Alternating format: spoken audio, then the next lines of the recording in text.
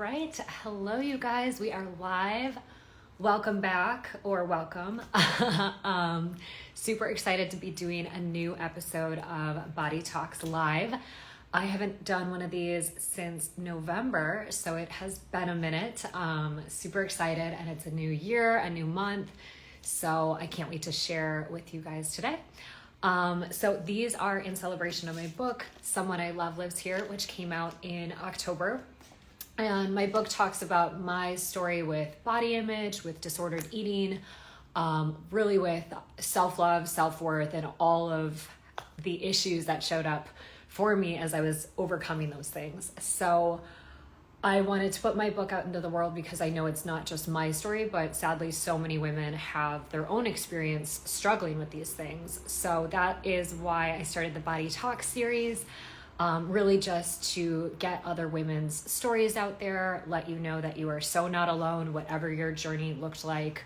Again, you're totally not alone in struggling with these things. And I really believe in the healing power of talking about these things. I think it's incredibly healing for people to know they're not alone and for us to share our stories, because I really believe that's the only way we can start to create change. So that's kind of the whole inspiration behind this series. And all of the episodes also, like I mentioned, I haven't done one since November, but I think we're up to maybe like 13 or 14 episodes. So you can also look, if you go to all of my lives, you can see them all there and watch them there. So today I'm super excited to have someone who is very, very special to me, someone I'm very close to.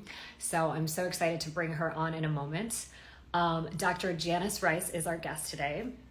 And Dr. Janice Rice is an emergency medicine physician, a life coach for women, and a full-time single mom to her adorable kids who are 5 and 2 years old. She was voted a top doctor in Cleveland in 2020 and 2021. And she also recently launched a podcast series called Women in Leadership for the physician-led organization Team Health. She loves helping professional women and working moms achieve better work-life balance so they can stop feeling so overwhelmed. So I am going to bring her on now. Let's see if the tech works for us. There we go. Yay, all good. Welcome. Can you hear me? I can hear you. Can you hear me? Perfect. I can. I just turned up the volume a little. Well, welcome. Thank you.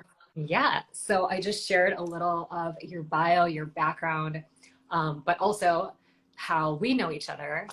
Dr. Rice has been a longtime client of mine, and we've worked together coaching. We actually first connected many, many years ago.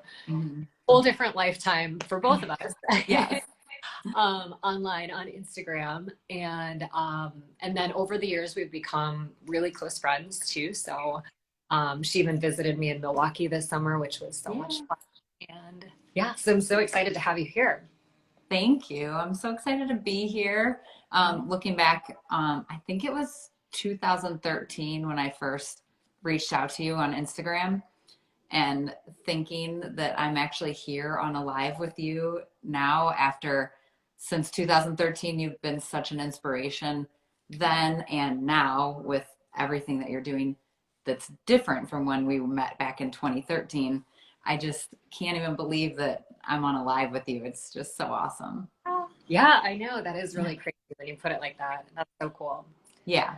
So yeah, so excited to have you here. And I know I shared a little of your background, but I'd love to hear in your own words just a little bit more personally, professionally, who you are and what you're all about. Yeah. So, like you said, I'm an emergency medicine doctor. I have been practicing on my own since 2012, so shortly before we met. I love emergency medicine.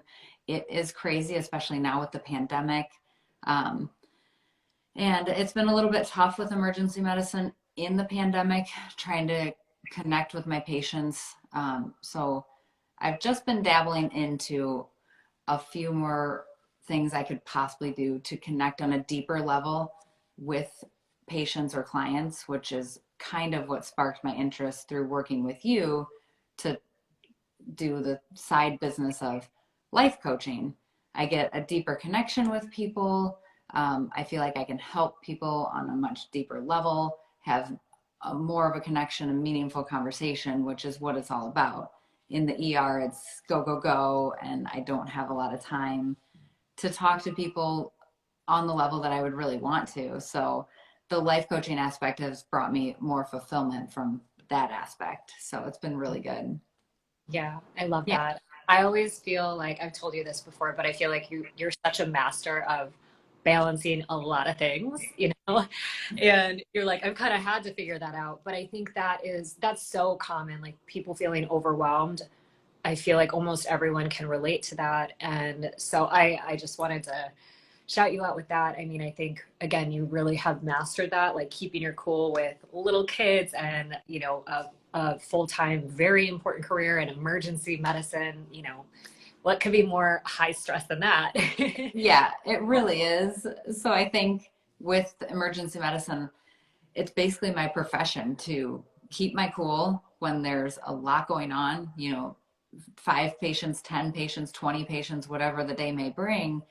And that transitions over into my life where I have to keep my cool when the kids are screaming or the dog's running away or the dishes need done. You just kind of train yourself over the years to take it in stride and time management and just keep going every day with what can I get done in this moment and what can I get done in this moment, all while remaining present when you need to be present. So it's a tough balance, but um, it's I've been training for it forever. I feel like because of medicine. Yeah, yeah, totally. And I think that's such a useful habit to have, mentally, even physically, just remaining calm. So. Yeah, yeah. Awesome. So this is our body talks episode. So I would love to take it back. And I know you have, like so many women, a deep story with body image, self image, all of those things. So I'd love to hear your earliest memory if you go far back into childhood or teen years, anything that stands out, your first memory of really starting to feel like your body was important the way it looked, or starting to feel like not good enough in any way, or kind of your first exposure to that whole piece. Yeah, and I don't remember specifically how young I was. I don't think it was as young as you. I know you started with issues at like 8 years old from reading your book and talking to you for so long. I think I was more like 12 or 13, like junior high, when you start to get into boys and they start to make comments about your body and you want to wear a bikini to the pool, but you feel like you can't because you notice that all of your friends are super tiny and you have always been the bigger girl. So I was always an athlete, always a tomboy. I didn't really care about being girly until about like 7th or 8th grade. And then suddenly I wanted to wear a bikini, and next to all my friends, I thought, well, I cannot wear this. So I definitely remember having a lot of difficulty with like going to the pool or going to pool parties because those were huge at that time frame, and just always wanting to be covered up or wear a one piece. And that transitioned over into sports. I was a cross country runner, and girls would run just in their sports bra and shorts, and I never did that because I just was so self-conscious about running with my body the way it looked next to all these other girls who I felt were so much prettier, so much skinnier. Um, and I do remember this just sparked a memory that I had a cross country practice one day, and the girls, some of the girls, older girls, actually stole my t-shirt. So I had to run in just a sports bra. And it was so humiliating Oh. in my own mind. I Mm-hmm. mean, I don't know why they did it, but stuff like that happens when you're younger. Yeah. But yeah, just constantly comparing like what I'm eating to what everybody else is eating. How do I look to what everybody else looks like? And quickly jumping onto fad diet after fad diet once I reached like high school, especially college. Mm-hmm. Mhm. Yeah. Oh, I'm so sad. I'd never heard that story. And I know, I haven't told you that one. yeah. And girls can be brutal. I mean, I can remember kind of late middle school, early high school, like it was bad. Girls can be mean. I mean, boys too at that age, but Yeah, for yeah, sure. For sure. yeah. So and the whole pool party or like going to the pool or water park, I was like shuddering just thinking of Oh, some of my worst memories growing up. I feel like I still have trauma around that, and we had me like too. a pool, yeah, a pool in our building, and even that when there's like a ton of people, it still like brings up emotions and stuff. So I totally feel. Definitely. Yeah, definitely. And really for me, it wasn't until because I swam in college at a D1 school, go Falcons, Bowling Green. Um, and once I was done swimming, I felt like I could always eat whatever I wanted pretty much because I was swimming like 3 to 5 hours a day and burning like thousands of calories. And I remember having a lot of anxiety when I knew the end of swimming was coming up forever. And I'm like, how am I going to stay skinny? How am I going to do this? I'm going to have to come up with a plan and not eat because I'm not going to be training 5 hours a day anymore. And that's when it really shifted for me, where I started paying attention to every single thing I was putting into my body. And I quickly went on like the special K diet where you eat literally like 2 bowls of cereal a day and a meal. Yeah, yeah, I did that one. I know. Yeah. Oh my God. Some of them looking back, I'm like, this is so stupid. But at the time, it's like, it was like super popular and like a very Mhm. normal thing to do or normal. Yeah. So, yeah, it's Yeah. crazy. Yeah. It's interesting too because for me growing up, I was not athletic and I wasn't really in sports. So it's kind of, and I've always looked back and almost like regretted that or almost felt like that made certain parts of my journey harder. But then it's very interesting because I talked to so many women who were really active or played, were involved in sports.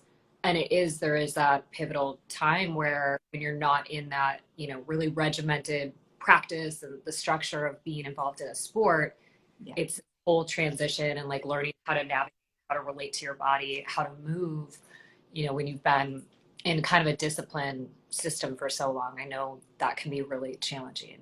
Yeah. It definitely was. But, I found other things like um, all the Beachbody classes and CrossFit and other things that kept me active and in that competitive nature, which was good for me. But obviously, with any of those things, you can go a little overboard. Mm-hmm. Totally. So one of the aspects that I think is really heartbreaking with the whole body image issue and these problems that come up for women is that it does carry over into really, I think, all parts of our lives. It shows up in other areas. So I'd love to know, looking back on your life, kind of teens, 20s, 30s, like thinking about it, is there an area or certain things that stand out to you that you feel like are really tied in with struggling with image? Oh, I definitely think in my relationships, um, I feel like I I always had to be perfect, have a perfect body, or try my best to have a perfect body, diet, exercise, look really good so that I could attract the attention of boys and cling to these relationships that were, not fulfilling in any other way, but maybe they just liked how I looked, or, they weren't really like connecting with me on a deeper emotional level. It was all about the physical appearance and how you look together or how I perceived that we looked together. Um, so I definitely think it transitioned over into like romantic relationships for me, because a lot of this, when it started back in junior high, I got made fun of by a lot of boys. A lot of boys, like they didn't like the way my boobs looked and under my shirt, and they didn't like the way this looked, and they didn't like the shoes I was wearing, but they would let it known to like the whole school, to the point of getting kicked off my lunch table. It was so dramatic and traumatic for me. So I think like once I figured out like here's how I need to eat and here's how I can stay fit and look good and learn how to do makeup and stuff, it was sort of like getting back at all those boys that had cut me down for so many years, even though it didn't really get me anywhere. Yeah. Yeah. And I know you and I relate so much, and you're super into Enneagram, and we're both threes. So I Yeah. feel like I'm kind of part of that, but it's like I relate to that so much. It's almost like some of the childhood trauma or those experiences, people making fun of you. It's like thought process that if I can be perfect enough, at least externally, like if I look perfect, well, I mean, that's the bottom line of perfectionism in general is if I'm perfect, then no one can hurt me or, you know, pull me down or anything Yeah. like that. So, Yeah. If I'm perfect, then finally I'll be accepted at the cool table again. Or finally they'll love me, or finally whatever, fill in the blank that fits you. And that's what the personality like yours and mine, that's what we were striving for. And so many people are like that. mhm. Yeah. And then it's a hard habit to break, once you again enter adulthood and it's like it's not really serving us anymore, but we still have these tendencies of having to be, you know, demanding like perfection or such high standards from ourselves. So, Yeah, definitely. yeah. So I'd love to hear about your healing journey. I know you said kind of transitioning out of swimming, that was really when you started getting a little bit more focused on diets or trying to control or figure out what you could do. So I'd love to kind of hear what, those next years looked like. And then when you started to shift into, more healthy, whole, balanced approach and what really helped you heal over the years. Yeah. So after swimming ended and I got more focused on diet and exercise, I jumped right into medical school. So it was a little bit crazy. So you just kind of eat when you can eat and work out when you can work out, and it is what it is. So I focused a little less on it then. I used running as a release of studying so much. Um, and then in residency, when you're working 31-hour shifts and you don't really get time off and you're just kind of grabbing whatever you can find at the hospital. It's like bagels and peanut butter and donuts. And I had gained a little bit of weight in the first year of my residency, and that's when I discovered Beachbody and Turbo Kick and Chalene Johnson. And it was a really positive thing because I love Beachbody and everything they stand for. I'm not a coach anymore, but I was a coach. And I just felt like it was such a positive company that shifted me into a positive mindset about working out. And it was very group oriented because there was a big group in Toledo that did it because Chalene Johnson's sister lives in Toledo, Janelle Summers, and she became one of my friends and whatnot.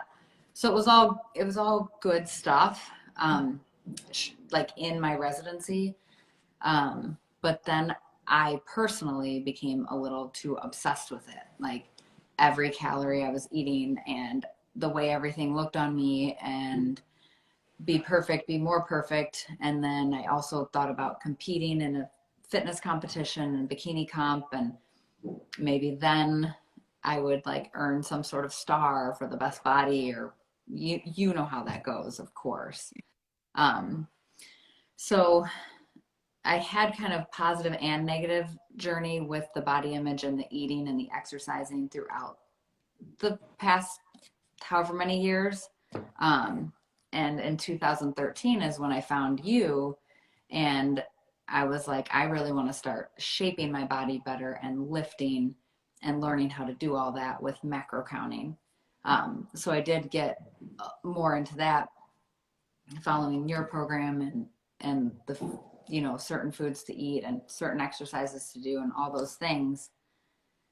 And then I got pregnant, and that's just a whole other ball game for whoever is out there listening that they're moms.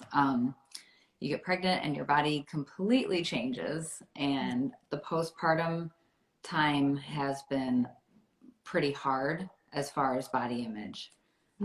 Just things feel different, look different. You feel like you can't really lose weight or get your body back to what it used to be. And there's a lot of mindset work, which is when I reached out to you. This was probably 2019, I think.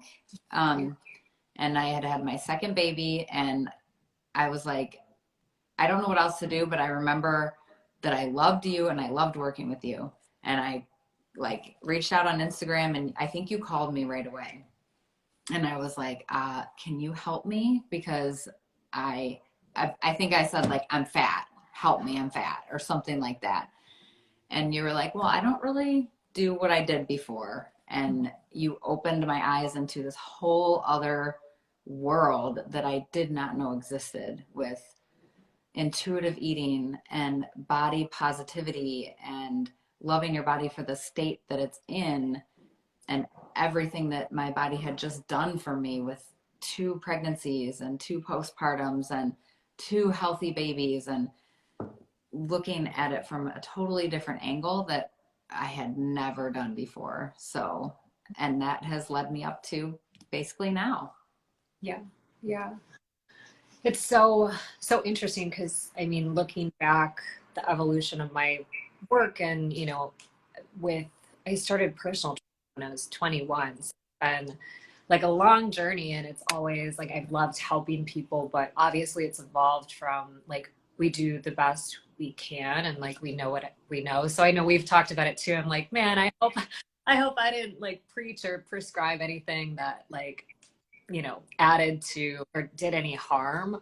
But it's also it's interesting because even I think with like being on the online in the online space, or really with anything we're doing in life, I've really over the years learned to be more gentle with myself, that like as humans we do evolve and change and grow, and that's how it's supposed to be. So anyway, it's just interesting to hear like from your angle the whole kind of reflection and your journey and everything, Yeah. because it has really, really transitioned. And it's interesting how now, I mean, I would never, we've even talked about this because sometimes people are like, but I want a meal plan. I want it Yeah. simple and whatever. And I get that. And I believe in that too, because it's like, there's also decision fatigue. So I get that people, need some structure, but Mhm. I know now I'm like, I'm never writing a meal plan again, but, Even but in the moments when I've begged you for another meal plan. yes, yes. Because, which speaks to, you hope you didn't do anything to, I don't know, in a negative way back in 2013 when we were working together in a way different manner. But Mhm. you only knew what you knew at the time. And I only knew that, hey, I know this is what works and this is what gets people on stage in bikinis.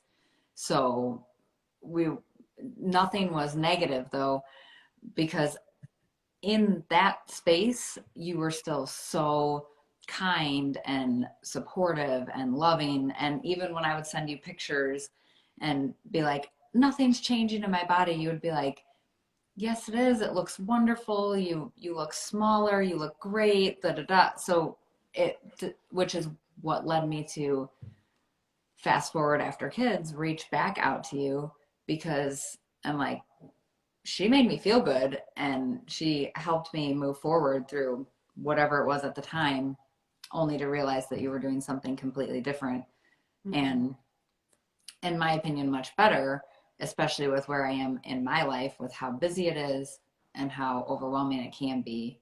It's so nice to have you help keep me grounded. Well, thank you for that. Yeah.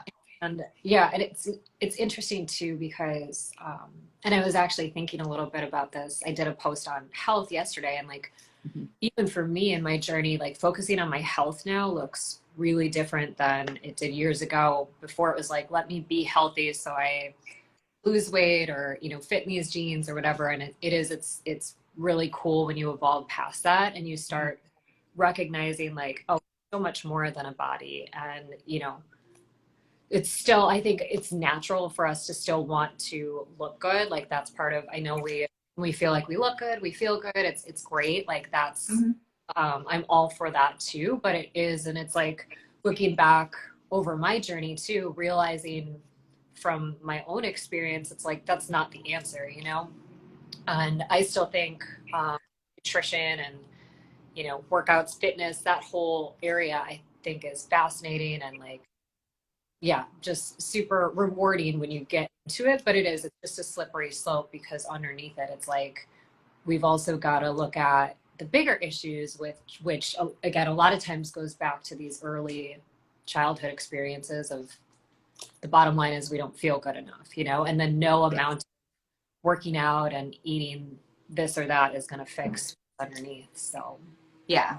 And that's why through coaching, life coaching with you and learning so much with you, all these coping mechanisms and tools, I had also, as you know, but I'll share this with the group, I had also done a journey with EMDR therapy, which was extra helpful coupled with what you were doing to kind of dig back into the childhood traumas and things like that that I had perceived in such a way to make me feel like I was never good enough and had to overachieve my entire life, which in some regards is good because it got me where I am today.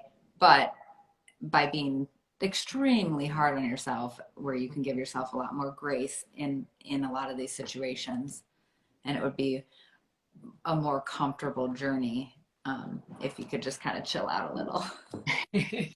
yes, that's like my theme for the year. I've said a few times this week. I, so, but yeah, it's crazy with the way we're wired, and I know we talk a lot about as well. Like you have little kids, and I think only recently have we started understanding, like as a society, that that's where all of our programming and our conditioning, like that's where we get wired is childhood. Mm-hmm. So I know we talk about this a lot, and even some of your reels, I'm thinking of where you had Kate doing affirmations. And Yes. I think it's so cool that you're able now, with everything you know about, the brain and psychology and, how we're wired, that you're able to come from that perspective with raising little ones.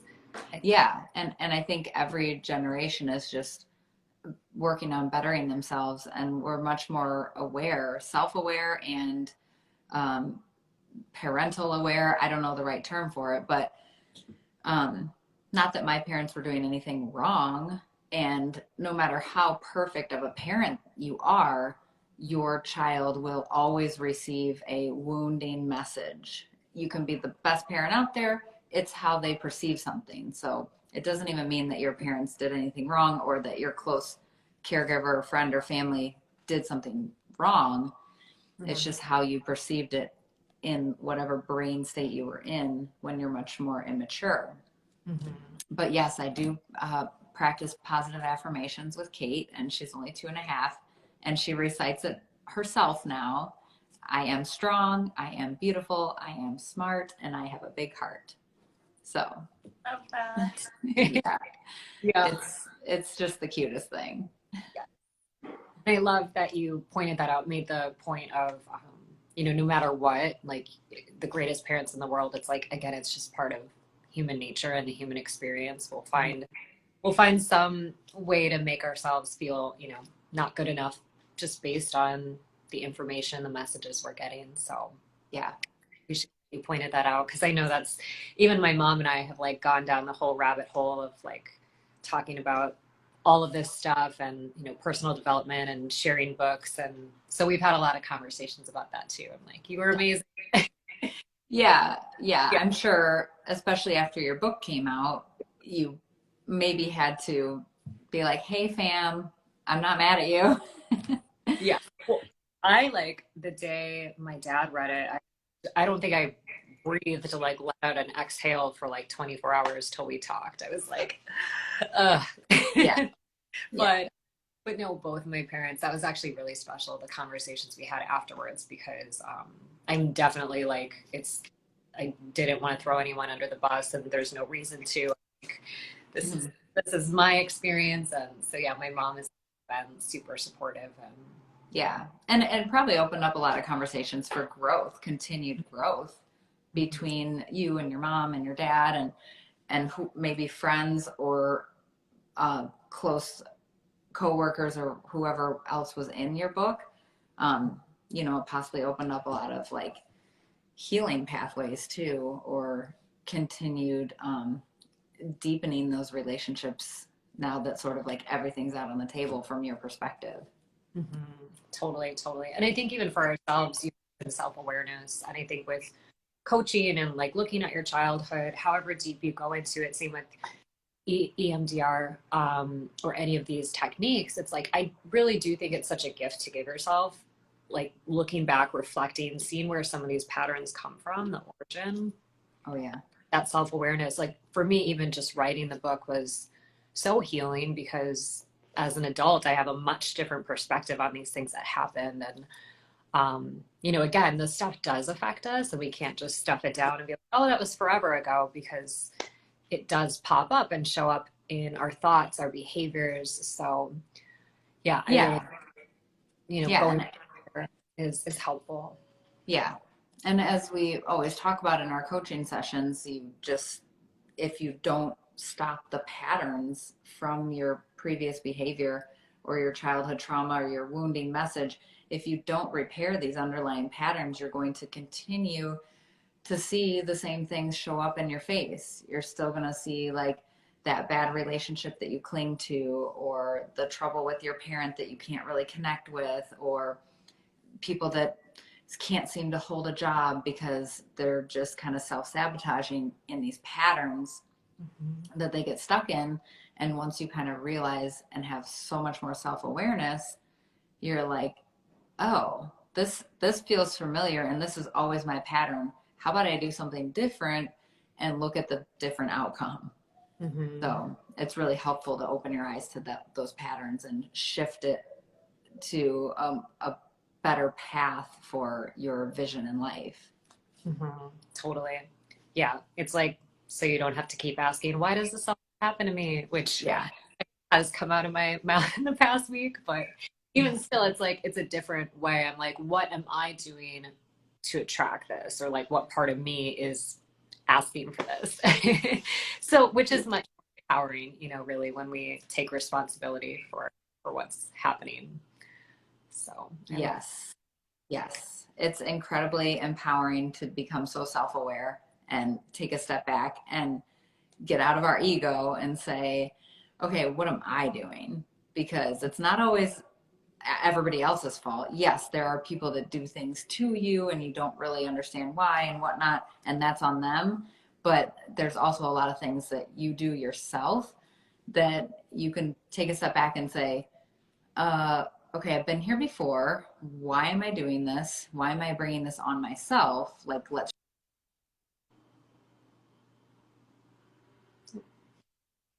The sound just cut out. Oh, Oh no, it's back. Okay. okay. Just that last little part. Oh, just saying like you get in these patterns and becoming self aware to say, like, I've been here before, Mhm. but what am I doing to have brought myself to this place before? Yeah. And how can I shift that? Mm-hmm. Totally. Totally. I love that. So, for anyone out there watching this today, if someone is in a low point, whether they're in that place like we were just talking about, kind of seeing patterns, relationship, or, kind of not having success in any area of their lives where they want success, um, or struggling with the body image, maybe, again, feeling really controlling around food, or kind of, just not in a good place. Are there a couple tips or any advice, anything specific that you would share that's really helped you, that you share with someone who's in a low place right now? Well, of course, I would automatically say get a life coach, get somebody to help you with your vision and your direction. Um, I know that there are coaches out there that can be more or less affordable. Some people have different financial states than others, and you might be scared to kind of take that leap.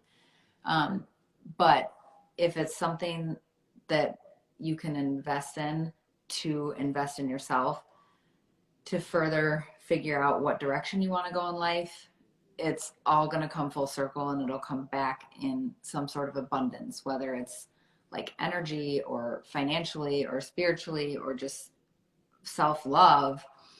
If you kind of put it out there, it's going to come back to you. So I would first say, like, don't be scared to take the leap to ask for help. Um, and one of the biggest things that I took away from working with you very early on was to outsource a lot of your clutter, I guess you could call it. I'm really passionate about outsourcing and helping people outsource, because if you can, if you have 100 things to take care of in a day, and you can get rid of 10 of those things and you only have 90 things to take care of in a day, it makes a huge difference. It can free up time to play with your kids, connect with family, go work, make more money, take a nap, rest, do something. So that is one of the things that you helped me with, was learning how to outsource and learning what things were beneficial for me to outsource and not spend my time and energy on stuff that didn't really matter to me. So it helped really declutter your life. And I think with starting with decluttering your life is one of the biggest first steps. Mm-hmm. Totally. Yeah. I'm in a season of that, like again, going through, because I think it's so important to check in with ourselves and like see where is my energy going, and what tasks or things am I doing that I don't enjoy, they don't energize me, they don't bring me, they're not really serving me. And it's like, if someone else can do it, and a lot of times someone else can do it better or faster if it's something you don't like. Mm-hmm. It's so worth it. And even just mentally, I was just listening to a Lori Harder podcast, one of my favorites, yesterday, and they were talking about how it's like tabs on your computer when you have so many tabs running and all of these apps running or whatever, and it drains the battery overall. And our brains are too. It's like, yeah, when we've got 100 things, and if we can start closing some of those tabs out, then we can find some spaciousness and peace, and from that point we're so much more clear and can make better decisions, and feel better and more fulfilled and more present too, because life just moves so fast. And it does. Technology too, it's like, I know we talk a lot often about social media too, and being how we're using that, but it's something that I think is just such a gift to give yourself, is like creating space. Yes. Yeah. Awesome. Well, thank you so much again for being here. Of course. And anything else that we didn't touch on, or anything else that you want to share? For anybody that's on, if you haven't read Justine's book, I have it. Someone I know lives, someone I love lives here. Yes. You got to get it. It's actually a quick read, and I knew that we were very similar from you being in my life for so many years, but then reading this book and really like diving into like your personal past and everything, I feel like I could have written this as well, because everything, I'm like, oh, that's how I felt. That's how I felt. That's how I felt. And I'm sure there's so many other men and women out there that would probably really relate in the way that I did, and everything that we go through as humans. And just to realize, like, we're not alone. We all go through these struggles and feel this way. And it was also a little bit funny. I thought your book had some funny points to it, and I just really enjoyed reading it. And it still sits on my bedside table, even though I'm done with it because I read it so fast. And Cameron comes in almost every night, and he looks at your picture. Oh my He's gosh. like, she's so pretty. I like her. Love them. So I got to keep it out for Cam. Yes. Well, thank you so much for that. And Mm-hmm. I realized we also both love Reese's peanut butter puffs, like best cereal ever. And Sprite. Right. Yes.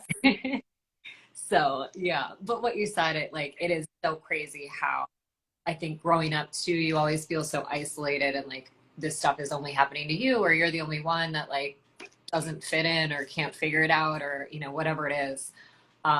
It's crazy that like almost all of us are actually, we're feeling that. And again, I think that's just why it's powerful for women, for people to have these conversations and talk about it. So yeah, thank you so much for all.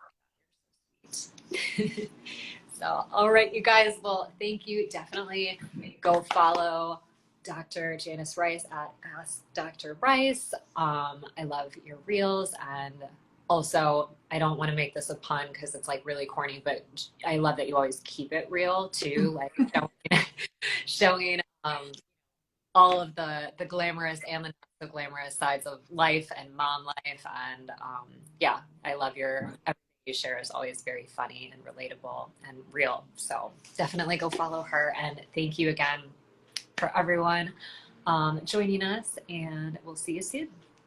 Thank you. Bye.